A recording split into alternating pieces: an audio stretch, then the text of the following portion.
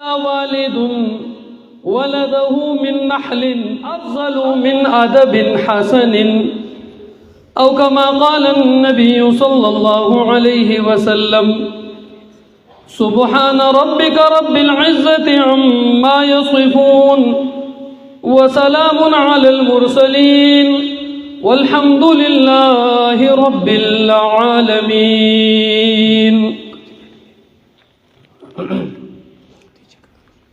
یا الہی تو ہمیں پھر سے مسلمان کر دے، یا الہی تو ہمیں پھر سے عامل قرآن کر دے، مسلمان کو پھر نئے سرے سے مسلمان کر دے. وہ پیغمبر جسے سرتاج رسول کہتے ہیں، وہ پیغمبر جسے سرتاج رسول کہتے ہیں، اس کی امت کو ذرا تابع فرمان کر دے. ہمیں پھر سے دعوت دین الہی عام کرنا ہے، ہمیں پھر سے دعوت دین الہی عام کرنا ہے، جہاں پر میں پھر سے غلبہ قرآن کرنا ہے. تمنا ہے کہ اس دنیا میں کوئی کام کر جائے، تمنا ہے کہ اس دنیا میں کوئی کام کر جائے، اگر کچھ ہو سکے تو خدمت قرآن کر جائے. جس کام کے لیے آئے ہیں ہم وہ کام نہ بگڑے، جس کام کے لیے آئے ہیں ہم وہ کام نہ بگڑے، سر جائے تو جائے مگر دعوت قرآن نہ بگڑے.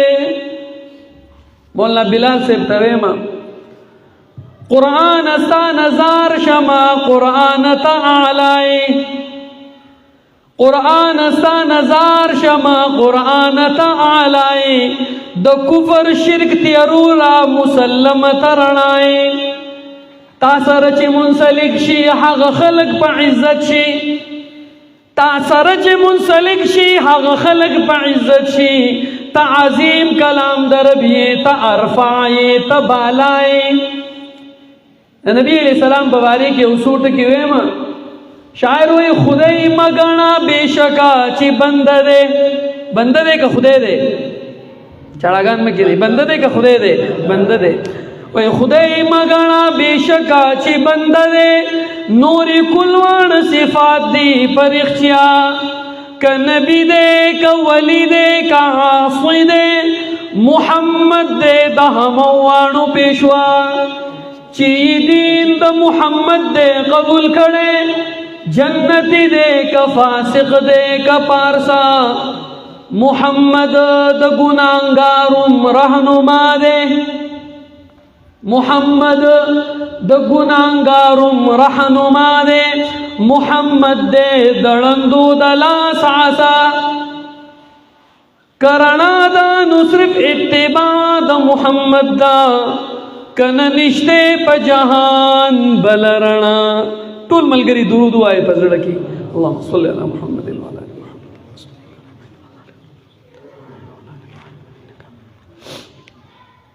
عزت مند و قدر مند و مسلمانان رونو،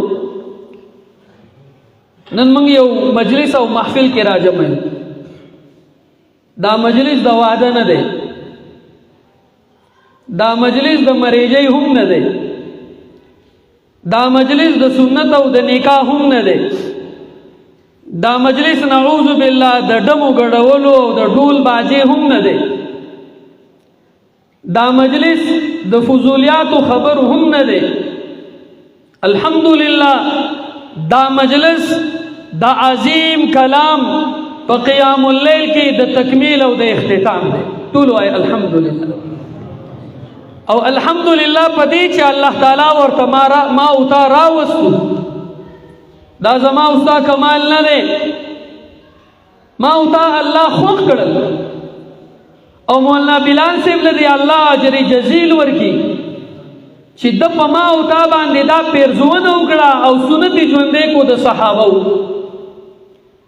کله چې به حضرت انس رضی الله تعالی عنہ قرآن ختمو خلک به راجم کړل خپل خپلوان خپل بچي اولاد عزیز و قارب ملګری گاونډیان به راجم کړل وای د قرآن ختم دی چې تاسو به کې شریک شئ ځکه نبی علیہ السلام وای انما الاعمال بالخواتیم د ټولو اعمالو دارومدار په خاتمه دی که ابتدائی صحیح خاتمه خراب شي ثواب برباد که خدا نه خواسته ابتدا خراب ده خو که خاتمه صحیح شو نو ابتدائی هم صحیح شو دسی ده کنه ده اسو پوه نشوي یو سړی دی مسلمان لوی شو خدای نه خواسته د مرګ په وخت کې کلمه د کفر وي د دنیا نه کافر لاړ نو دا مخکې منځونه او روزې چې ګڼلي څه فایده به ورکوي تاسو ماشاءالله ټول مفتیان یې ښه به زوره وایي فایده به ورکوي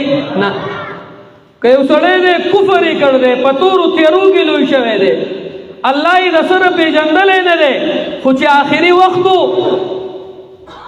نو په ژبه باندې الله کلمه د توحید او د اسلام جاری کړه د دنیا نه مسلمان لاړ تاسو وایي جنتی شو که دوزخي شو ماشاءالله ښه مفتیان یې په زوره وایي جنتی شو که دوزخي شو خاتمه یې ښه شوه که خرابه شوه ښه شوه زمونږ دې مجلس کې راجمع کېدل هم دقه مثال دی نن سبا خو ماشاءالله بوډاګان تراویح کوي خو ځوانان نه کوي پته نه لګي دا د شیطان زمونږ څومره پخه یاري ده چې هغه خو تړلی شو دی تړلی که نه دی تړلی نو بیا موږ دا تراویح ولې نه کوو وایي زمونږ ورسره دومره پخه یارانه ده هغه ته موږ ویلي خیر دی که ته په چوټۍ یې ستا چوټي ښه ده موږ به ستا ډیوټي ادا کوو د تره زوی چېرته خفه نه شي خیر دی که ته نه یې ستا په سنت باندې به عمل کوو خو نشته بیا هم خلک لمونځونه کوي تراویح نه کوي نو دا ورته څوک وایي دا دی په خپله د هغه ملګرتیا یې کړې ده کړې ده که نه ده کړې نو الله تعالی دې موږ ته دا کوتاهي معاف کړي ټول وایي آمین او انشاءالله عزم کوو اوس خو لنډې شوې کوو به ټولې که نه به کوو تراویح به کوو انشاءالله عزتمندو مسلمانانو وروڼو ما یو مضمون شروع کوو خبره بدله شوه بل طرف ته زما الله تعالی دې زما په ژبه هغه څه جاری کړي چې زما استاد ټولو پکې فایده او دا ویل او دا اوریدل دي الله تعالی د دې قرآن په وسیلې سره په هغه جان کې زما استاد مغفرت او د نجات ذریعه وګرځي په زور وایي امین که نه چاړاګان خو شکر دی خیر عزتمندو دنیا کې چې څوک هم کتاب لیکي تاسو چېرته کتاب پړاو کړی دی که نه دی چېرته د اردو کتاب د انګلیش کتاب د اسلامیاتو د معاشرتي علوم خلک ورته سوشل سټډیز وایي ساینس جغرافیه کتاب چېرته تاسو به ګټلی که نه د قیسو خو به خامخا ګټلی ناول یې خو به هم ګټلی که نه ناول یې ډایجسټ ناول ورته وایي پښتو کې ورته موږ ناول یې وایو ټولې ناول یې دروغ دي دا هر کتاب څه ناڅه مقصدي هر کتاب کې څه ناڅه قصه یي څه ناڅه سبق یي څه ناڅه درس یي نو چې کوم د کتابونو سردار دی دا د چا کتاب دی دا د شهنشاه اعظم کتاب دی دا د مالک الملک کتاب دی دا د فعال لما يريد کتاب دی دا د علا کل شیء قدیر کتاب دی دا د خالق کل شیء کتاب دی نو چې دا د دومره عظیم ذات کتاب دی دا به چېرته د سبق نه خالی وي هغه سبق څه دی نبی علیہ الصلوۃ والسلام ته الله وی خپل امتیانو ته دا سبق واوروه هغه سبق دا دی نبی علیہ السلام فرمایي الله فرمایي ان الدین عند الله الاسلام ان الدین عند الله الاسلام سبق دا دی چې معتبره طریقه معتبره لاره غوره دین غوره طریقه پنځ دا الله صرف طریقه د اسلام ده اسلام ټولو کې غوره طریقه ده دا قرآن ما او تا ته ټول اسلام ښیي دې ما او تا ته سبق د اسلام راکوي دې ما او تا ته درس د اسلام راکوي دې ما او تا ته وایي چې د اسلام نه خوا کېږه دې خوا کېږه مه اے مسلمانه تا ته د اسلام رسۍ اچولې شوې ده تاسو د سواد خلکو تاسو میخه پیژنئ که نه پیژنئ؟ میخه پیژنئ. زمونږ یو استاد د قصه کوله وایي میخې خېټه څومره غټئ، دا میخه چې الله پیدا کړه دي چې دا خپله غټه خېټه ولیده که نه وایي دا په ژړا شوه. قصه ده ښه، قرآن او حدیث نه دی. که ته چې مولوي صاحب په منبر ویل د قرآن نه ویل، د قرآن نه من ده ویلې ښه د دې ځای نه ویې مخوا یې ورئ. وایي میخه چې الله پیدا کړه نو میخه الله ته په ژړا شو، وایي یا الله دومره غټه خېټه، دا که زه خوراک شروع کړم د سهار نه تر ماښامه پورې دا ډکېږي نه، دومره خوراک به زه مومم څنګه؟ د کار خاونده خو زه نه یم چې کار وکړم، کرونده خو زه نشم کولی، زما کار کرونده کول نه دی، خوړل دی، شنه واښه هړپ کول دی، دومره غټه خېټه نو دا واښه به د کوم ځای نه پیدا کوم، دا دومره غټ تنور به ډکوم د کوم ځای نه؟ الله ورته ووایي میخې خفه کېږه مه، جاړه مه، ستا بندوبست وایي ستا خېټه به ډکېږي، ته به په مړه خېټه باندې به غوجله کې ولاړئ، زه به تاله داسې خلک پیدا کړم غوجله مې برابروله. نو دا د میخې بنده میخه پیژني خو خدای نه پیژني، دېګه په خپله ډوډۍ نه خوړلې خو پټي ته ځي میخې له غټ ګېډۍ راوړي، خولې په ده بهیږي، ساه یې راماتئ، دومره غټ ګېډۍ راوړئ که دا انسان دې 15 ځای وتړو نو دا ګېډۍ برابري، د ځان نه یې 15 دوچنده غټ ګېډۍ تړلی، ولې میخه وګیره، میخه صحیح نه ده، پی نشته، چیمی سور دی، نو په میخې مین دی، د میخې خدمت کوي خدای ته هیر دی. هسې مثال دا میخه داسې مخلوق دی که نه وایي 3 تنه په منډه کې ډېر بد ښکاري، دا میخه چې منډه وهي دا ښه ښکاري که بده ښکاري، دا غټه خېټه څه بل شان دي، او یو ښځه چې منډه وهي لکه ښځه ښه ښکاري چې لکه سربمي، او بیا چې هغه منډه وهي دا دی نو دا ډېره بده ښکاري. مشرف به وي ښځو منډې وایي، په ښځو منډې وایي، خدای دې غر که ښځې د منډې شی دی، ښځې د منډې شی نه دی، یو د ښځې سره منډه ډېره بده ښکاري، یو د ملا سره چې اوس ما دا پټکۍ په سر کړی او تېزه منډه ښه به ښکارم که بده، تاسو ووایئ بد، او د 3 ښځونو سره منډه ډېره بده ښکاري. نو سبق مې دا دی ګوره دا میخه غټه ده، خېټه یې دومره غټه ده چې ما تا پکې روز راځو لوی لری دی، لیکن دې میخې ته مرۍ ته چې کله سړی پړی واچوي تاسو به سبق ځان پوهېږئ، نو دا پړی نه چې بیا ماشوم هم ونیسي، دا میخه ورسره بیا ځي که نه ځي؟ هلکه په زوره وایي ځي که نه ځي؟ کم سخي ته چې پړی نه یا ترپکې وایي، کمې میخې ته چې پړی نه دا که ودانګل چې بس بیا یې دانګلي، بیا یې څوک قابو کولی نه شي، او چې پړی ورته وي نو دا بیا صحیح را روانې ښه داسې سر په خلاره وایي ځي، چې دې میخې ته پړی دی ستا تابع ده، عزتمند ما او تا ته ما الله پړی اچولی دی، دا پړی ما او تا ته ښکاري نه، ما او تا ته وایي چې د میخې په شانتې اخوا دېخوا ټوبونه مه وه، داسې آزاد منډې مه وه، څوک به وچغې په چا به ودانګې، ځان ساته په قلاره کښېنه، تا ته پړی اچولی شوی دی، پړی کم دی. نبی علیہ الصلوۃ والسلام حدیث سے فرمائی من خرج عن الجماعت شبرا فقد خلع ربقة الاسلام عن عنقه. محمد رسول اللہ ټولو آئے صلی اللہ علیہ وسلم فرمائی کم سڑے چے د صحابہ د جماعتنا د محمد رسول اللہ د سنتنا یو لیش هم باہر شو یو لیش نو دې سړی د اسلام رسئی د اسلام پړی د خپلې مرۍ نه وویستو، دې سړی د اسلام رسئی ماته کړه، د اسلام پړی وشلو، اوس دې په شان دی د ځناورو آزاد دی، څنګه چې ځناور صرف خوراک او څښاک او غوښان او څملاستل پیژني، داسې دا انسان چې د اسلام د حدودو نه بهر شي دیم صرف خوراک پیژني، څښاک پیژني، خواهشات پوره کول پیژني او د کېدل پیژني، دې د اسلام احکاماتو نه خبر نه، دی وایي چې بس ما خوړلی په خوراک کې حلال او حرام نه پیژني. هلکه پیژني سوره محمد کې وایي داسې خوراک کوي لکه څاروي چې خوراک کوي، څاروی پردی پټی او خپل پټی نه پیژني، که پیژني؟ تا که داسې میخه لیدله چې ته هغه بل پټي ته بوځي هغه وایي نه نظم دا پردی دی، چېرته داسې اورېدل ني؟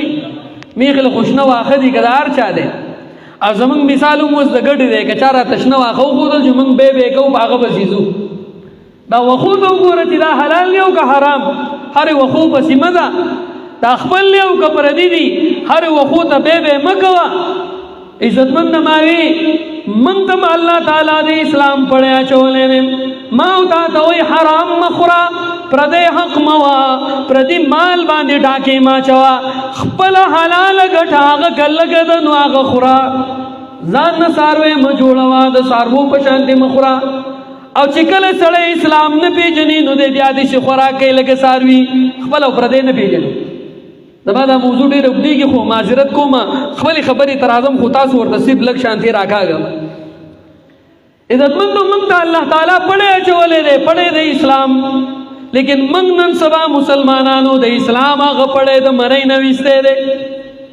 موږ که څوک وایي مسلمان یې موږ وایو جی او مسلمان یم هلکه وایو که نه وایو په زوره وایو ما او تا ته که څوک وایي مذهب دی څه دی ریلیجن دی څه دی موږ څه وایو مسلمان وایو موږ څه وایو اسلام مذهب می اسلام دی او زه مسلمان یم بلیور یم مسلمان یم که د اسلام ترمامیټر خرڅېدی مسلمانانو خفه کېږئ مو د تبې ترمامیټر شته د هر شي د تللو آله شته که د اسلام د تللو آله وی او ما ته یې په ترخ کې ایښودی وی چې صبر کوه ستا اسلام ګورو نو کېدای شي چې په ماینس کې به تللی بیجیگر مولوی صاحب خبره ایمان او اسلام خرې ورې خو ارمان د دنیا گئی صرف زمانه ستا په ترخ کې کم د ایمان او د اسلام ترمامیټر وی نو ته به هم په صفر کې روان وې وروره موږ د سن صفر زمانې خلک یو موږ به نوم مسلمانان خو یو خو د اسلام هغه روح د اسلام هغه پړی د اسلام هغه رسۍ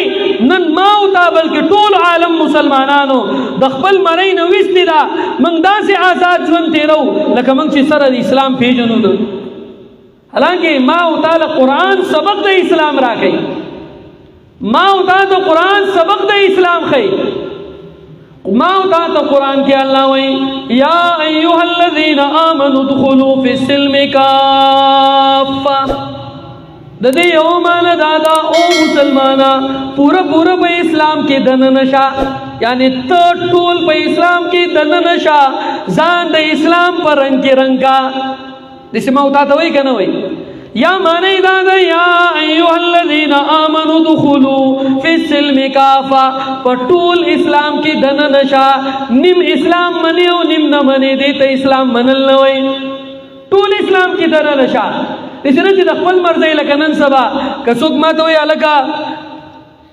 مولوي صاحب دعوت لځو ډوډۍ ده زه سم په خوشحالۍ ځمه مولوي صاحب جهاد لځو نه جي زموږ کور کارونه دي زه وزګار نه یم او دا څه په ما فرض خو نه دی دا خو په دوی باندې فرض دی د دې مشران دوی نه کوي نه موږ به یې څه وکړو بیمارې چې د الله تعالی حکم راشي که هغه اسان او که ګران ټول به منې پوره اسلام به منې د خپل مرضۍ اسلام منې او چې د مرضۍ نه د خلاف دی دا اسلام نه منې خفه کېږه مو اسلام خرې ورې موږ د سره اسلام منو نه موږ په نوم مسلمانان یو نبی علیہ الصلوۃ والسلام د نن نه 1500 کاله مخکې فرمایلی لا یبقى من القرآن الا اسمه نبی علیہ السلام فرمای په خلکو به داسې زمانه راشي چې د اسلام به صرف نوم پاتې شي نوم هلکه پاتې دی نوم پاتې دی که نه نوم دی که نه اسلام په من کې اول خو په ما کې نشته الله تعالی دې په من کې راولي اسلام وایي څه زه تاسو ته وایم اسلام څه ته وایي اول خو اسلام په من کې نشته نو موږ هسې ځان ته مسلمانان وایو خو اسلام شته نه خفه کېږئ مو او دا ځوانان انا لله و انا الیه راجعون دی خو اسلام نه نعوذ بالله یو قسم لته ورکړله او ډیلۍ ټیکۍ خلک وایي دیکۍ ورکړله ټیلوالی دی د ځان نه یې لرې کړی دی اسلام خو د سره دا ځوانان پېژني نه عزتمندو مسلمانانو اسلام څه ته وایي زه مختصر ویم اسلام سلم نه دی یو معنی دا د سلامتی بچ کېدل الله تعالی وایي چې اسلام دې قبول کو نو اول ځان د اور نه بچ کا لکه ما تاسو مخکې آیات ویلې والله وایي یا ایها الذین آمنوا قوا انفسکم او مسلمانه اول ځان بچ کا کتا اسلام قبول کړی دی مسلمانې نو ځان بچ کا اوس د څه نه به ځان بچ کې د نارواو نه ځان بچ کا، وای د کفر نه ځان بچ کا، د شرک نه ځان بچ کا، که مشرک شوی نو دوزخی، د کفر نه ځان بچ کا، که کافر مړ شوی نو دوزخی. دغه شان دی الله تعالی وای د غیبت نه ځان بچ کا، ځان بچ کا، د غیبت نه ځان بچ کا. نن مسلمانان موږ ځان د غیبت نه بچ کو، وای موږ بچ کو، موږ خو غیبت پیژنو نه چې غیبت څه ته وای. نبی علیہ السلام به غیبت حرام دی ځان تی ساتي. یو صحابي تپوس کوي، صحابه تپوس کوي، اے د الله نبی غیبت څه ته وای؟ نبی علیہ الصلوۃ والسلام یو روایت کې راځي په خپل تپوس کوي، اتدرون مل غیبه، ملګرو غیبت پیژنئ؟ صحابه با ادب وي الله او د الله رسول پیژني. نبی علیہ الصلوۃ والسلام وی غیبت دار چې تخپل رور په داسې صفت یاد کې، داسې خبره یاد کې چې هغه بد غني. ستارور یو خبره بد غني، ستارور اسلامي رور او تاغه خبره کې نو دې تسوي حضور وای دې تسوي. هغه صحابي زمون طبيعت والا هغه ورته د الله نبی ان کان فیه ما اقول، که زما پرور کې هغه خبره وی چې زې کوم دا به بیا غیبتی. لکه زمون پښتانه لګي به د چا په پیخي کې غیبت بکې، کته ورته غیبت مکوا، غیبت مکوا نو سوي وجس دروغ خونه ما ولې دا به کشته نه، الګ موږ دې سوي کنه وای وجس دروغ خونه ما ولې دا به کشته نه، زس دروغ ما دا خو به کشته. نو دا ټکي چې وي فقها وي ته کافر شوي. ان حدیث کې چرایي سار به سړی مسلمان وي ماخام به کافر وي، ماخام به مسلمان وي سار به کافر وي. هغه د دې زمانه خلک دی وجس دروغ خونه مزل شاوي ما خدای دې غر کا دا خو تا غیبت ته حلال وي او حرام ته چې سړی حلال وي کافر کیږي. ته د اسلام نه وته ته پته نشته، دا چې بچرته نه چې دا خو زری شاوي ما غلطه ده. نبی علیہ السلام د دې نه منع کړل. نبی علیہ السلام ورته ملګریا که پاغه کې نه او ته وینو دا خو بیا بهتان دی. غیبت هم دی ته وای چې پاغه کې یو شی شته دا وب د بل چا په مخ کې نه بیانې، دا ډیره درنه خبره ده. الله وای قو انفسکم، ځان د غیبت نه بچ کا، غیبت ته اور ته رسئ. نبی علیہ السلام وای د معراج په شپې می خلق ولیدل، دا وی نو کو نه د تانبه او د پیتلو ډیر غټ غټ هغه دومره ګوتی نه دی ښا. د دوزخی سړی یو غاخ په دومره غټي لکه د احد غر، غاخ به دومره غټي او دا ټوټي به دومره غټي لکه مقام ربزه، ربزه د سواد نه غټه علاقه ده، دومره غټي به ټوټي. نبی علیہ السلام وای د عدن د غر مقداری به پندای، الله اکبر دومره غټ به ښا نو چې نوک به څومره غټي، اته چې د 6 فوټه یې کنه کې دې چې 10 فوټه راغن نوکی.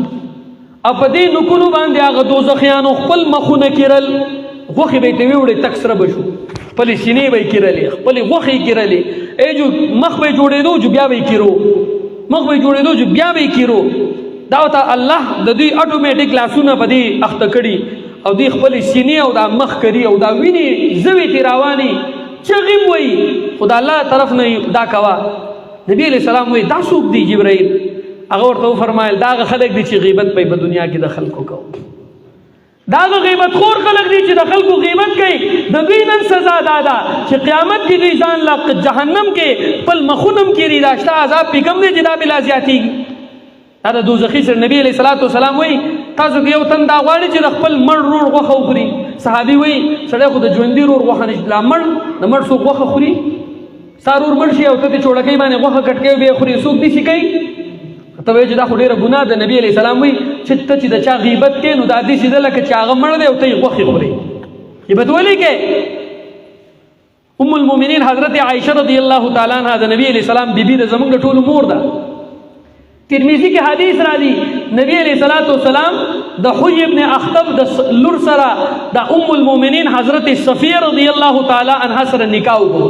دا د يهودي سردار لور ده، دا د قد نه لګه چیته وه. نو حضرت عائشہ وزل غصه شوه، پیدا الله نبی وای د دومره سره دی نکاح وکړي، وای دا دومره دی غوړه په دې دومره پوهیږي کنه پوهیږي په زور وای اسی وای دومره سره دی نکاح وکړو. نبی علیہ الصلوۃ والسلام خپشو عائشہ تا دومره ناکاره خبره وکړه، دومره ترخه کدا په خوب سمندر کې ستاده خبره واچول شي نو ټول سمندر به تریخ شي. تاسو دې اشاره وکړه خدا غلطه ده، دا مکو پر غیبت مکو، ځان د غیبت نه بچ کا. دا په خوږ سمندر کې واچیا به تریخ شي. حضرت ام المؤمنین ویریدا دی نه دی کړی دا ما ته که څوک غیبت نه څه دروغ خو نه یم ولې داسې کړی نه خدای دې غر کا خو دې ته خو غیبت وایي که نه غیبت نور څه ته وایي.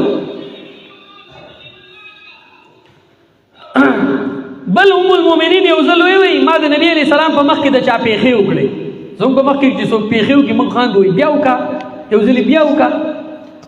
د نبی علیه السلام په مخ کې ما د چا پیښې وکړې نبی علیه السلام خفه شو. عایشه وایي زه چېرته د چا پیښې نه کوم کمال څوک پوره دنیا راکړي او دا راکړي چې دا واله د چا پیښې وکړه دا واله د چا پیښې وکړه. عایشه رضی الله تعالی عنها زه بیا هم د چا پیښې نه خوښوم زه د چا نقل نه اتاروم پیښې د چا نه کوم دا غیبت کې راځي حرام دی. نبی علیہ السلام سبق ورکو ام المؤمنین ته هغې موږ ته خبر راورسوه نه به د چا پیښې کې نه به د چا نقل وباسې نه به د چا خبره کې.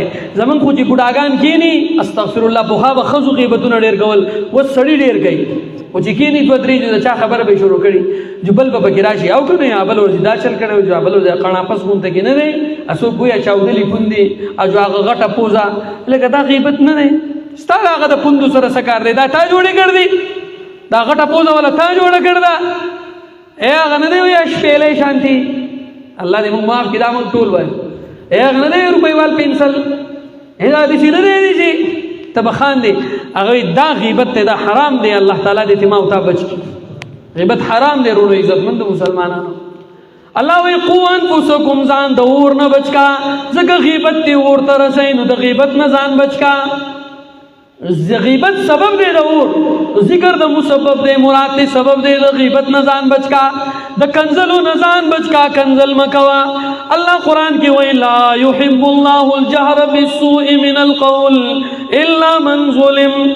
حضرت حسن وی د دې معنی د کنزل معنی دا د لا يحب الله الجهر بالسوء من القول الله تعالی نخو خی خلق وزول په کنزلو باندې کنزل الله تعالی نه خوږی چې انسان دې په خوله وخوځي الا من ظلم مگر په یو سړي ظلم شوی دی بار بار ورته بدرد ویلی کېږي دی که په دقې الفاظو سره خپله بدله اخلي نو اخیستی شي خو بل انسان ته د کنزلو اجازت نشته. مظلوم خپله بدله اخیستی شي بل انسان به کنزل نه کوي او زموږ په پښتنو په ژبې کې د کنزل نه بغیر بل ټکی پروت دی د خرڅ بیا د غوایش بیا د دسي بیا او چې وړوکی کنزل کي او وړوکی ته چا ولنی ټکی زده کوي وایي ته ووایه چې ستا دا وړوکی خو دا اسانه چې وایي ستا دی ورته وایي ستا هغه ورته وایي ستا دی ورته وایي ستا دا وړوکی بیا وایي ستا چې کله دا بیا وړوکی غټ شي که نه دی ورته وایي ستا داسې وکړم چې هغه وړوکی ورته وایي ستا داسې وکړم وایي نو ملې جواب راکړو نو دا خو ورته تا په لیکواړي کې زده کړم ته به ورته خوشحالې دی چې بچوڼه بیا ووایه ستا بیا کنزلې وکړه چې کوم وړوکی کنزلې وکړي مور یې داسې خوشحاله شي ته به وایي چې تمغۍ چېرته تمغۍ امتیاز یې ګټله پلار یې خوشحاله شي یو ځل بیا ووایه ته یو ځل بیا ووایه وایي که نه وایي تاسو هېڅ برګان نه دا موږ ټول وایو داسې غلي شوي یې هلکه ته بیا کنزل وکړه دې خپل مور ته وکړه دې خپل پلار ته وکړه دې ته وکړه ده ته ووایه داسې ښکلې خبره یې وکړه چې غټ شي بیا کنزل کوي بیا دې بدي وایي دې په کنزلو رالګېد دا خو تا رالګول دی. الله وایي ځان د کنزلو نه بچ کا چې سړی اور ته رسوي. نبي علیه السلام وایي داسې خلک به راشي چې خپل مور ته به کنزل کوي. صحابه وی استغفر الله دا بلا څوک چې خپل مور ته کنزل کوي. نبی علیہ السلام وی دی به د یو مور ته کنزلو کی هغه به د مور ته کنزلو کی دا داسې دی لکه د چې خپل مور کنزلي او هغه خپله مور کنزلي. زم پښتانه به په روژې کې دا ګواښېږي دا سور سپین به کېچل ما ته یې د مور کنزل کړلی جو دی به هم کوي خپله ورته نه ښکاري خو ما ته یې کړلي نو ته خو خپله مور کنځي او هغه چې کړلي نو ستا مور یې خون د کنځلې خو خپله یې کنځله. د کنځلو جواب په کنځلو سره نه دی. تاسو ووایئ چې سپی په لاره کې لیونی ګرځي او ته یې مخې له ورشي تا باندې چک ولګئ نو ته به یې چل کوې ته به په سپي چک لګئ ووایه ته به په سپي چک لګئ له خپې نه به یې ونیسي چې چک به پې ولګئ په ما یې چک لګول دی خو ته په هغې کې خیار یې ته وایې سپی دی نو د سپي د چک جواب د سپي سره څه دی خو ستنې به ځان له وایي سپي چې چلی یم دا کم چې کنځل کوي دا هم سپی دی. ته چې بل سپی نه چیچې نو دې سپي نه جواب مه ورکوه دا داسې دی لکه ته چې سپی چیچې د نه ځان غلی کا. د کنځلو جواب په کنځلو سره مه ورکوه د بدو جواب په بدو سره مه ورکوه. الله منع کړی نو الله وی قو انفسکم ځان د اور نه بچکا ځکه اور سبب دی د دوزخ اور دا ځان د کنزلو نه بچکا ځکه کنزل سبب دی د دوزخ او د اور ځان د کنزلو نه دا شیزونه که زه یادوم چې خبره دی کې دا ډیر دی دا الله تعالی ډیر شیزونه بیان کړلی ځان بچکا ځان دویم نمبر الله وی و اهلیکم نارا خپل بچی د اور نه بچکا ځان دیم بچکو دا اسلام سلم دی سلم په معنا د بچ کېدلو دی ځان هم بچکا او اسلام اسلم یسلمو اسلام د بابي افعال نم دی بل هم بچکا ځان دی هم بچ کړی دی د ګناه نه نو بل مسلمان هم د ګناه نه بچکا بل مسلمان هم لاس د ګناه نه نیسا څوک دی په ګناه باندې ولیدو هغه ته مکوه دا کار مکوه څوک دی په غلطه ولیدو هغه ته دا کار مکوه ځان هم بچکا او نور هم بچکا هغه نورو کې اول څه دي و اهلیکم نارا خپل کډه د اور نه بچکا خپل بچی د اور نه بچکا وایي ته اسلام زده کا موږ چېرته خپل بچو ته اسلام زده کوو وایي زده کوو خاورې موږ بچو ته کله اسلام زده کوو موږ خپل بچی ته وایي چې راشه د ګاونډي زوی که بیا ووالې که نه خوله وله ماته که چې وی والې که نه وی نیسه سم چک پې ولګوه لکه خدای دې غر که دا ورته ته صحیح زده کړې هغه ته وایه بچوړې دا ګاونډي دی د باندې د په موږ حق دی که دی تا ته هر څه وایي ته جنګ مه کوه ښه ته د کنسلو جواب مه ورکوه ته ما ته وایه څه به یې پلار ته یم پلار به یې سموي نو موږ د ګاونډي په مخ کې ځان ښه کړی او پټ بچي ته وایو که بیا یې د سره دا چالو کړو که نه ویني بس کا دا اسلام دی د خپل بچی بچ که د دې کنزلو نه او د جنګ نه بچي ته ادب یې زده کا ګوره نبي علیه الصلاة والسلام اسلام څنګه یې زده کوي خلکو ته دا الله نبی فرمایي صلی الله علیه وسلم وایي کله چې تاسو د شپې ور بندوئ نو بسم الله وایي دروازه بند کړئ ګوره دا د اسلام تعلیم دی نبی علیه الصلاة والسلام وایي کله چې تاسو د شپې په لوښو باندې سرونه ږدئ نو بسم الله وایي کله چې تاسو هغه مشکیږئ د سرمنې نه به یې جوړې کړو اوبه به یې پکې ایښودې بیا به یې په دې رسۍ تړو او میخ ته به یې اچوو کله چې تاسو دا خپلې بوکې تړئ نو بسم الله وایئ د الله نبي وایي بسم الله وایئ او کله چې ته بیبي پسې ځې نو بسم الله وایه که د تا دعا وویله بسم الله اللهم جنبنا الشیطان وجنب الشیطان ما رزقتنا او په دغې عمل سره الله تعالی اولاد درکو نو شیطان به ورته نږدې نه ځي دا دعا چاته یادوي چاته هم یاده نه نبی علیہ السلام تعلیم ته بسم الله ورکوي حدیث کې راځي نبی علیہ الصلوۃ والسلام وایي شیطان ګرځي د بخاري حدیث دی کم سړی چې موږ چې ور د شپې بندو که نه موږ ته بسم الله نه یاده خو موږ ګورېږو پلان کې راغلی دی که نه دی خدای دې دې غر کړي دی ناوخته پورې بارې چل کوي ښځه اواز وکړي وایي دی غرق شوی بار تللی دی ور مه بندوه چې دی دا ګورېږي وایي داسې د ده داسې ایسې وکړمه نه دي بار دې شپه وکړي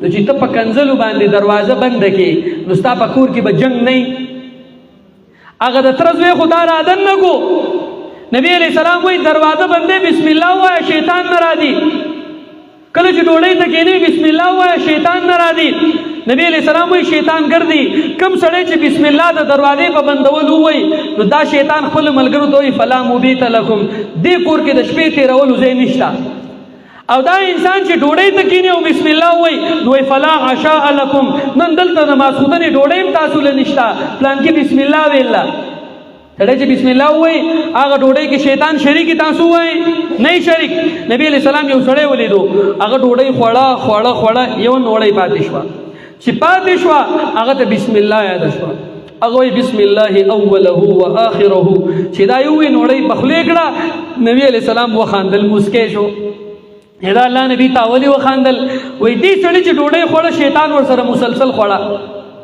اته خوړل و برکت ته خوړلې خو چې کله د بسم الله وي کم برکت چې شیطان خوړلې واغې الټې کو نو دې موړ شو دا برکت نشي موږ وایو په ډوډۍ کې برکت نشته یو سړی راغی دا الله نبی موږ مړیږو نه نبی علیہ السلام وی لعلکم تاکلون اشتاتا کېدای شي جدا جدا خورئ هغه وی او جدا جدا مه خورئ یو ځای خوره یو ځای ډوډۍ خورئ موږ پښتنو به مخکې یو ځای خوړه اوس خو نوی سیسټم راغلی ډونګۍ کې راوباسي هر تن له جدا جدا پلیټ خیر دسترخوان خو یو دی خو که پلیټ یو وی نو هم ډېره مزه به یې کوله دا به ډېره مزه کوله او موږ خو جو ادب هم هېر کړی دی موږ هر شی په چمچه خورو په چمچه هر شی مه خوره تاسو دا سواد خلک خو پوهېږئ ماشاءالله کمې وریجو کې چې د سمسوکۍ والی شي او په سمسوکۍ وویستی شي دا وریجې سبا له خرابېږي وای نه او په کومو کې چې لاس والی شي دا خرابېږي. دا ولې دې ګوتو کې د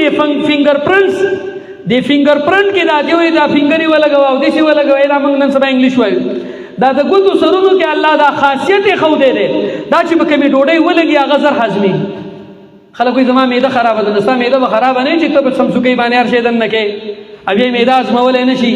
ته چاول په لاس وخوره په طریقه وخوره او بیا ګوتې وسټه د نبي علیه السلام طریقې مطابق. ډوډۍ په لاس وخوره نو ته بیا ګوره چې معده ستا برابر ده که نه. ستا د خولې نه چې بیا سخابین نه شي بیا دې ستا معده ستا د ګیس مرض بیا جوړ شي. ته خو د شریعت مطابق خوراک کوه که نه. نو دې خوراک داسې نه کوي نه دی په چمچه باندې هر څه خوري. نو دا چاول په چمچه داسې نه چې ته اوس کور ته لاړ شي او کیر راوالې او په لاس یې خورې.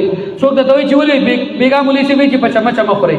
ما کیر نه دی ویلی ښه کیر خورئ پیرني خورئ داسې نه چې ته اوس لړل ټپل شروع کړي په لاس خورئ چې مولوي صاحب وایي چې په چمچه. نه چې کوم شی د چمچې دی په چمچه خوره خو چې کوم شی د لاس دی په لاس خوره.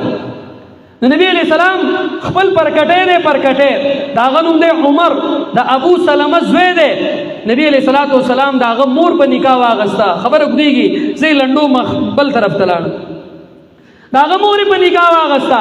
دا وړوکی ماشوم د ځان سره کور کې ډوډۍ ته کښېنئ نو دی په پلیټ کې کله یو ځای لاس ږدي کله بل ځای کله یو ځای کله بل ځای لاس ګرځئ. نبی علیہ السلام ولا لاس ونیو. یا غلام سم الله یا غلام سم الله وکل بیمینک وکل مما یلیک. دا اللہ نبی ہوتا ہے اے الکا اے بچوڑیا سم اللہ بسم اللہ آیا بسم اللہ سر خوراک کوا بسم اللہ آیا. کمی ڈوڑے کی چی بسم اللہ ویلے شی شیطان آغا نشی خوڑلے او بچوڑی بسم اللہ آیا.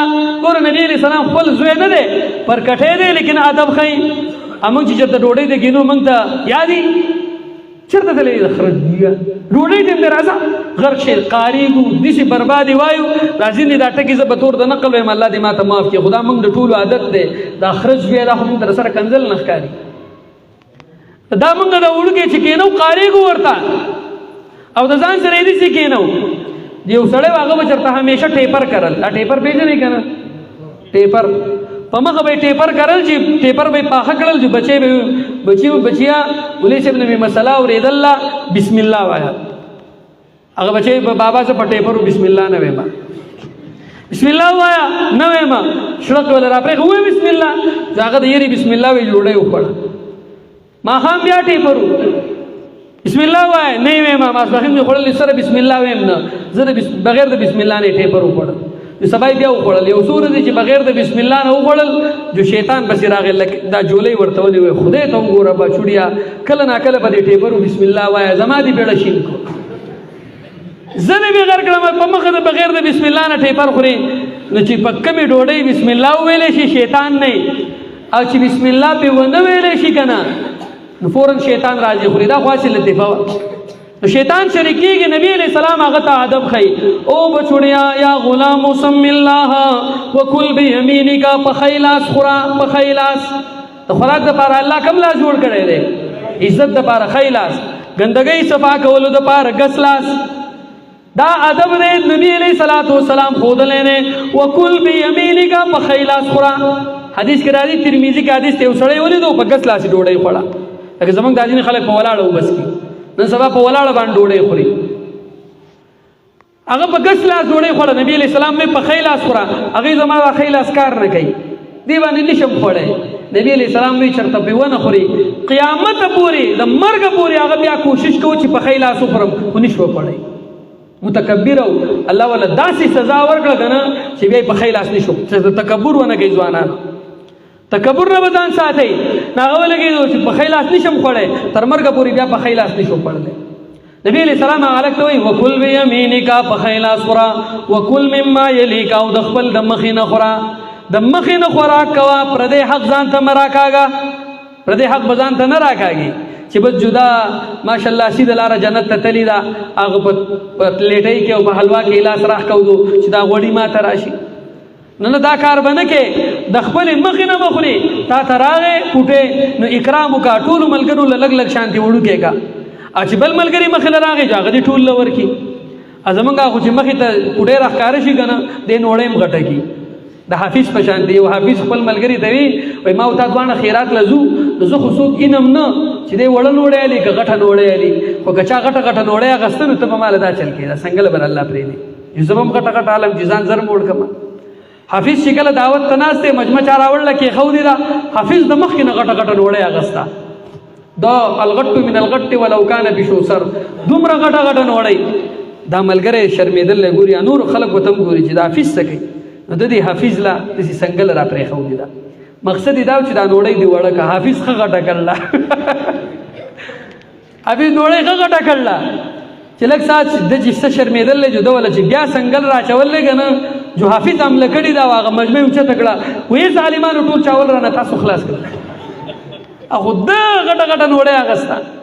نو د خپل مخې نه چې سړی خوري ډېره وړه نوړی د تکبر علامت دی. دا به هم نه کوي چې ځان داسې متکبره کوي، او ډېره غټه نوړی د حرص علامت دی. دا به هم نه کوي چې غټه غټه نوړی دننه کوي، نه درمیانه نوړی اخله او درمیانه خوراک کوه. دا د اسلام طریقه ده. نبی علیہ السلام وایي دا ماشومانو ته یې زده کړه. تاسو وایئ تاسو چېرته ماشومانو ته په ډوډۍ کې بسم الله یې ده کړله؟ نه دا رښتیا وایي، دا نور داسې غلي ازبرګانې تا چېرته یاده کړله؟ تاسو په خپله نه یې یاده نه وړو ته به څه یاده کوئ؟ بسم الله سره کور کې برکت راځي. نبی کریم صلی الله علیه وسلم فرمایي هر کار په بسم الله سره شروع کوئ. کم کار چې بغیر د بسم الله نه وشي کې شیطان ملګری کېږي. بسم الله دومره عظیمه ده. سعید ابن سکینه رحمه الله تابعی دی، امام قرطبي واقع نقل کوي. هغه ما حضرت علی رضی الله تعالی عنه ولیدو، یو سړي بسم الله لیکله دی ورته ګوري، نو دی ورته وایي دا حضرت بسم الله ښکلې ښکلې لیکه، ښکلې ښکلې. دا دومره عظیمه کلمه ده. نبی علیہ السلام ویلو یو سړي بسم الله ښکلې انداز کې لیکل وه نو الله تعالی هغه وبخو چې بسم الله ښکلې لیکله. انو چې بسم الله سړی ښکلی ووایي د دې به الله بخي او که نه بخي؟ تاسو ووایئ دی به الله نه بخي. چې ښکلي ولیکله الله وبخو، چې ښکلي ووایي دی به الله تعالی نه بخي، خامخا به یې بخي. یو سړی مې ولیدو چې یو کاغذ په ځمکه پروت و راویغز هغې بسم الله لیکلی شو ښکلي کو. وایي ما خوب ولیدو، د هغه دپاره حجت خوب مې ولیدو دغه سړی په مزو کې دی. ما دې تپوس وکړو ولې؟ وایي ما د بسم الله عزت او ادب ساتلی و، صرف دقه نیکي د الله خوښه شو دی جنت ته رالیږلی یم. دا یو نیکي د الله تعالی دومره خوښوي. حدیث د عبدالله ابن مسعود دی په دوزخ سوره مدثر کې راځي علیها 19 19 فرشتې مقرر دي په دوزخ باندې، او دا انسانان به په دوزخ کې ډبې او ټکۍ الله تعالی دې موږ ټول مسلمانان بچ کړي. بزور وایي آمین. نبی علیہ السلام وایي من اراد ان ينجيه الله من الزبانية 19 فعليه ان يقرأ بسم الله الرحمن الرحيم. نبی علیہ السلام وایي که څوک دا خوښوي چې الله تعالی دې د هغه 19 زبانیه فرشتو نه الله تعالی دې دې بچ کړي، وایي کم کم غواړئ چې الله تعالی دې موږ د هغه 19 فرشتو د ټکولو نه بچ کړي؟ ان شاء الله ټول غواړو. نبی علیہ السلام وایي که څوک دا غواړي نو فلیقرأ بسم الله الرحمن الرحیم. دې دې څه ووایي؟ په زوره وایي دې دې څه ووایي؟ دا په طور د تعلیم ویم بسم الله دی وایي. بسم الله کې 19 ټکي دي، د دې 19 ټکو په برکت په الله د 19 هغه د عذاب د فرشتو نه الله تعالی بچ کوي. حدیث عظیمه اوچته کلمه ده. د نوح علیه السلام په باره کې راځي کشتۍ کې چې کله سور شو نو کشتۍ په هغه سمندر کې داسې ړپېده نشو پکې ودرېدلی. الله وی ووایه نوح علیه السلام بسم الله مجریها ومرساها ان ربي لغفور رحیم. نوح علیه السلام بسم الله ویله نو کشتۍ ودرېده. په بسم الله ویلو سره هغه کشتۍ ودرېده. کم انسان باندې تکالیف راشي، مصیبت راشي، کور کې غمونه راشي، دی بسم الله وایي نو الله تعالی به یې د هغه تکالیفونه خامخا خلاصوي. ته خو بسم الله وایې که نه؟ موږ خو یو کار هم په بسم الله نه کوو. امام راضي یو عجیبه نقطه لیکي. تاسو وایئ په ورځ کې څو لمونځونه فرض دي؟ دومره خو پوهېږئ څو؟ او په ورځ کې څو ګنټې دي؟ 12. په ورځ کې ګنټې نه دي، په پوره ورځ کې څو ګنټې دي؟ 12 ډبل کا 24. شپه ورځ 24 ګنټې دي او منځونه پکې څو فرض دي؟ 15. وایي په دې 15 منځونو سره خو دې 15 ګنټې په عبادت کې شمارې شوې. څو ګنټې بغیر د عبادت نه پاتې شوې؟ 19. وایي حساب خو دلته ځي که نه؟ وایي 19. وایي چې دا 19 ګنټې ته په عبادت کې شمارول غواړې یو ځل د ورځې ووایه بسم الله الرحمن الرحیم، الله به د دې 19 ګنټو د عبادت ثواب تعالی ولیکي. امام راضي رحمه الله عجیبه نقطه لیکي 19. نو دا بسم الله الرحمن الرحیم وایا. عثمان ابن ابي العاص سنن ترمذی کې حدیث راځي، خبر می بل طرف تراړه بسم الله ویم چې بس بیا هغه خپل موضوع ته زم بیا بس کوم. سعید ابن عثمان ابن ابي العاص رضی الله تعالی عنہ وی ما نبی علیہ السلام ته دا الله نبی کله چې مسلمان شوم په دې بدن می درد دي، بډاګان وی د خپې می درد کوي او د املا می درد کوي او سر می درد کوي. هغه سړی وی عثمان رضی الله تعالی عنہ دا الله نبی د کله چې مسلمان شوم په بدن می دردونه دي. نبی علیہ الصلوۃ والسلام ورته درې ځله وایا بسم الله الرحمن الرحیم، درې ځله وایا او وځله وایا اعوذ بعزة الله وقدرته من شر ما اجد واحاذر. اعوذ بعزة الله وقدرته من شر ما اجد واحاذر. بيد بلال مولوی صاحب نه تاسو کوي دا وځله وایا پزان کوکا الله تعالی به د بدن دردونه ختم. دا بلې مسلې ته لاړم. عزتمندو بسم الله کې ډېرې فائدې دي. خپل بچو ته عزت کوي، که په کور کې قدر او عزت پیدا کول غواړي د جنگ نه خواښې د انګور سره په جنگ دی، انګور د خواښې سره، زوی د پلار سره، پلار د زوی سره، رور د خور سره، خور د رور سره، رور د رور سره، رور د رور سره، تره د وراره، وراره د تره، خورۍ د ماما او ماما د خورۍ سره. ولې دې کور کې بسم الله نه ویلې کېږي؟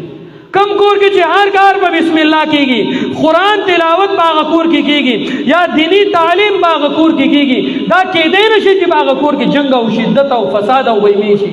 موږ وایي هلکه تعویض وکړه چې زمونږ کور ښه شي، خدای دې غر کړه، تعویض ته ضرورت دی خو بسم الله وایه که نه دا ځل نه راځي، دا الحمدلله په کور کې ویل نه راځي.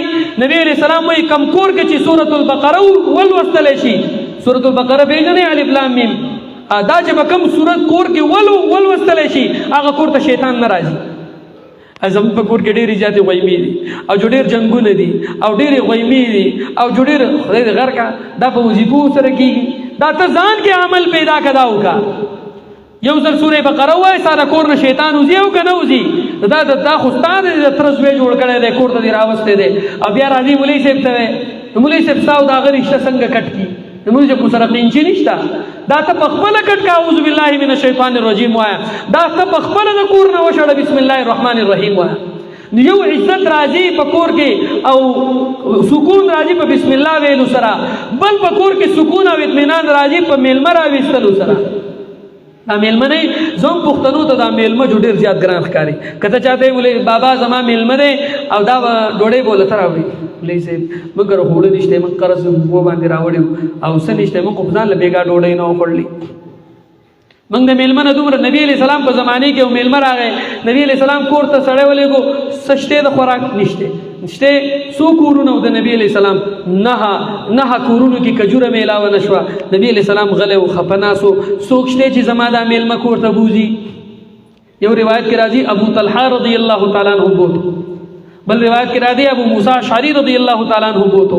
قصه مشهوره ده، دا میلمه کور ته بوتو، بیبي ته وایي څه شته؟ وایي لږ شانتې خوراک شی دی، وایي د ماشومانو کېږي، وایي د هغو هم نه کېږي، وایي ماشومان وږي اوده کا. الله داسې ایمان به چېرته د سواد په خلکو کې راولي. موږ وایو موږ مسلمانان یو، دا اسلام د کوم ځای نه راوله؟ موږ خو چې کور کې چرګ پوخ کړو او دال چڼې راشي خدای وبخه وظیفه راکوي، ښځه وایي خدای دې غر کې بیا راغی لاړ شه لږ شانتې دال وله ورکړي چرګ ورته ښیم نه. دا اسلام دی. ته به په دې اسلام باندې جنت ته ځې. او چې کله یې ښه شی پخ کړی بیا وایي موږ کره نن میلمانه دي، او چې یو میلمه بې سیوا راشي نو په سر یې دړي، خو زموږ پکې نه کېږي. نه ته خیر دی ولږه تېره کا، دا سنت دی. یؤثرون علی انفسهم ولو کان بهم خصاصه. میلمه موړ که ته وږی شي دا د صحابو صفت دی، دا د الله خوښ شي. میلمه کور ته راوله په دې کور کې عزت راځي. هغه ابو طلحه انصاري د میلمه دپاره عزت وکړو، ډیوه یې مړه کړه، بچي وږي اوده کړل. حدیث کې راځي الله تعالی د عرش له پاسه خوشحاله شو.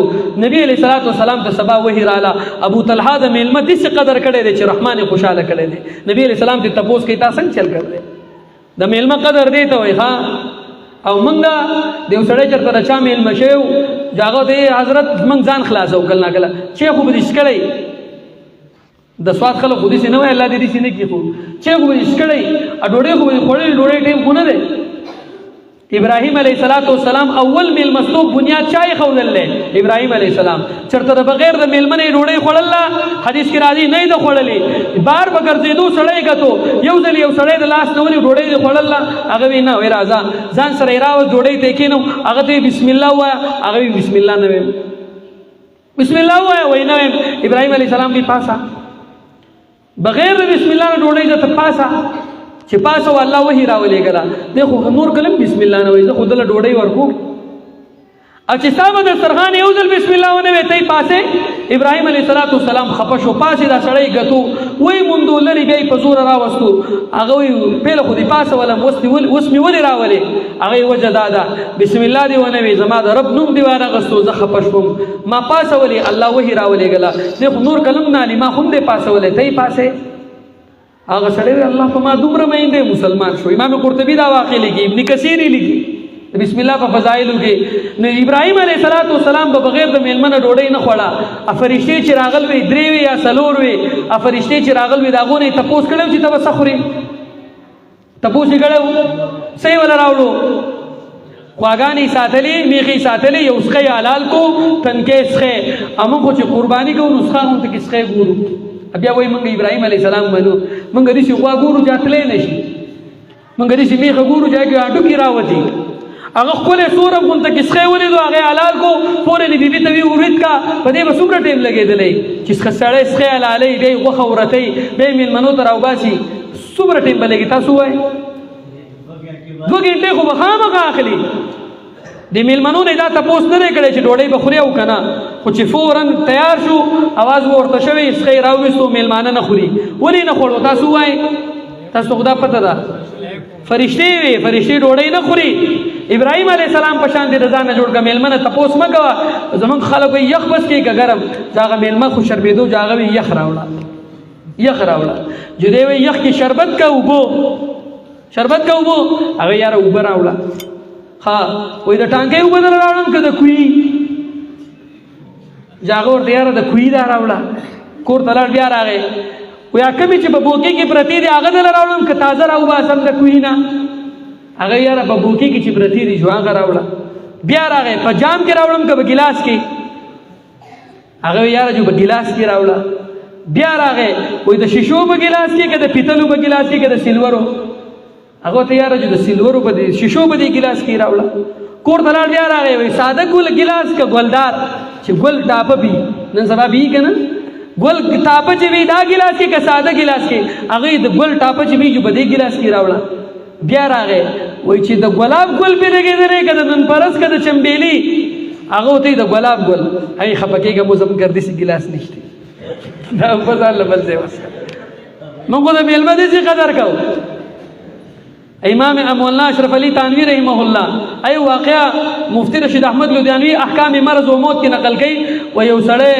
د چا میلمه شو چې میلمه شو دا بعد میلمانه په سړي په سړي شټکوري شي جام بیا نه شي جو هغه سړی میلمه د کور نه وزینه سړی تنگ شو دی یو ځل دی میلمه ته وای دا دروازه را پسې بند کا دا دروازه بند کا چې هغه پاسې دو دروازې بندول دی ته وای د دې غاړي نه دا غاړي بند کا تاسو ګورئ پوه شوي کنه وای د دې غاړي نه دا غاړي بند کا سمانه وا ته خدای تا نه مخلاص کی توزه بعض میلمانه په سړي شټکورې شي خو میلمه ته به بې عزتۍ په نظر نه ګوري نبی علیه السلام وایي من کان یؤمن بالله والیوم الاخر فلیکرم ضیفا څوک چې په الله ایمان لري او په ورځ د آخرت باندې ایمان لري نو دې د میلمه قدر او عزت کوي یو حدیث ته کمزور دی اللؤلؤ المصنوع کې امام سیوطي نقل کوي دا کتاب مفسرین وایي ټول وایي بل اتفاق کمزور دی یو قصه کومه قصه د حدیث نه دی قصه واوري قصه دا دی یو سړی راغی نبی علیه الصلاۃ والسلام ته دا الله نبی زما میلمانه خو ښځه مې ډېره زورونه ده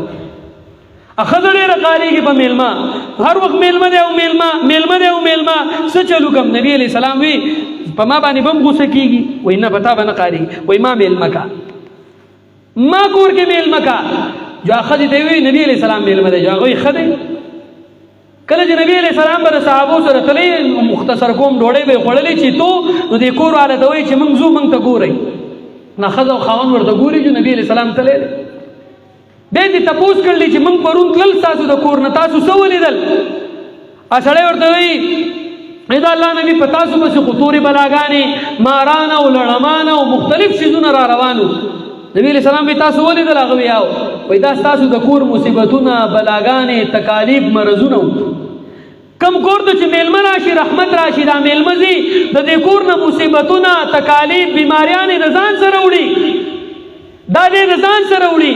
نو چې میلمه کم کور ته راځي دغه کور قدرمني او دغه کور عزتمند دي، دا د دې کور نه مصیبتونه ځان سره وړي. او زموږ پښتانه خو دومره قاریږي، ځینې ماشاءالله داسې میلمانه د باجوړ خلک، الله اکبر. تبلیغي جماعت چې کله لاړ شي او هغه چې کله خپل لوښي کولاوي نو یو سړي پسې ټوپک راوړی ولمئ تبلیغان دی ولم که دا لوښي تاسو کولاو کړل موږ شرموئ، لوښي بدلته نه کولاوئ.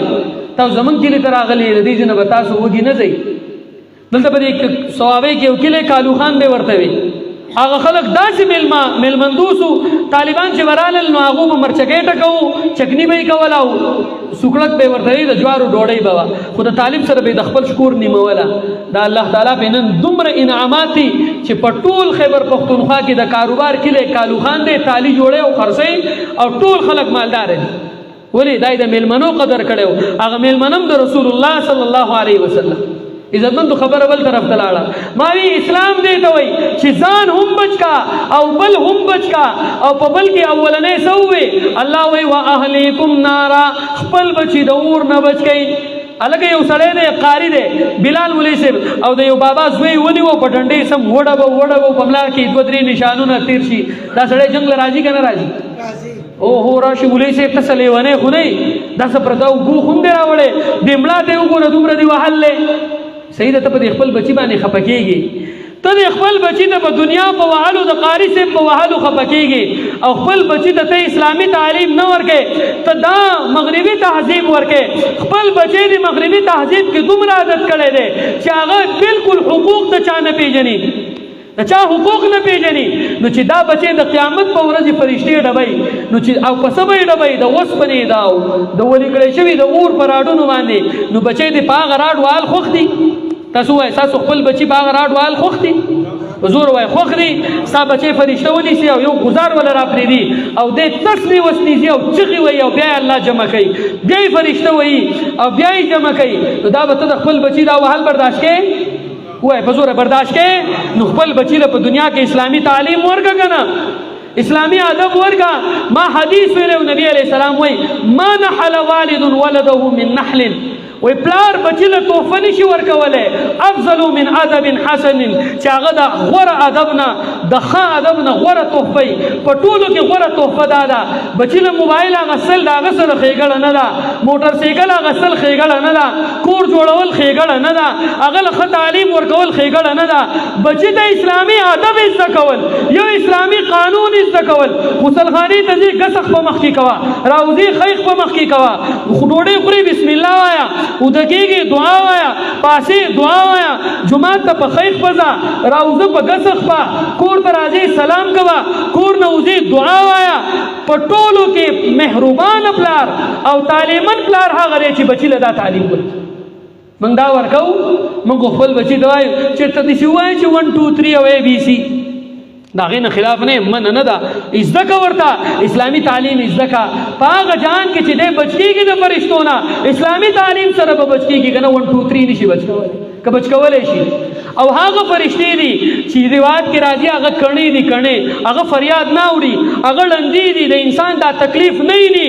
الله ورته وایي وها، نو الله وایي علیها ملائکة غلاظ شداد، ډېرې سختې فرشتې دي په هغې اور باندې ستا د وهلو ټکولو دپاره وایي. الله ورته وایي وها، نو هغوی به وهي، د انسان فریاد نه اوري. ولې؟ لا یعصون الله ما امرهم ويفعلون ما يؤمرون، هغوی د الله د حکم نافرماني نه کوي. الله وایي وها، نو وایي هغو هغه څه کوي چې څه ورته الله ویلي. نو په خپل بچي د هغه پیرزونه ده، تاسو وایئ په زور وایي پیرزونه ده. نو بچي ته اسلامي ادب ورکول غواړي که نه غواړي؟ دا د پلار ذمه داري ده. یو سړی راغی، قصه ختمومه، حضرت عمر رضی الله تعالی عنه دور د خلافت دی، بوډا دی، جاړي، وایي زما زوی زما حق نه راکوي. بلال مولوي صاحب په خبر راته د یاده شوه، امام ذهبي نقل کوي کتاب الکبائر کې، غټ غټ ګناهونو کې، وایي زما بچی ما حق نه راکوي.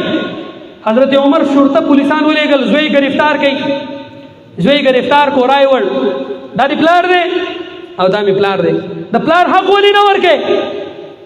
هغه امیر المؤمنین د پلار حق دی، د بچی حقوق شته که نشته؟ د بچی حق په پلار شته که نشته؟ وایي حضرت عمر ویشته څه دي؟ اولنی حق دا دی چې پیدا شي نوم ول خپل کړي. دویم حق دا دی چې د مور انتخاب ولم خو کی. دریم حق دا دی چې د قرآن او د اسلام تعلیم ول ورکی. حضرت عمر دا درې وې.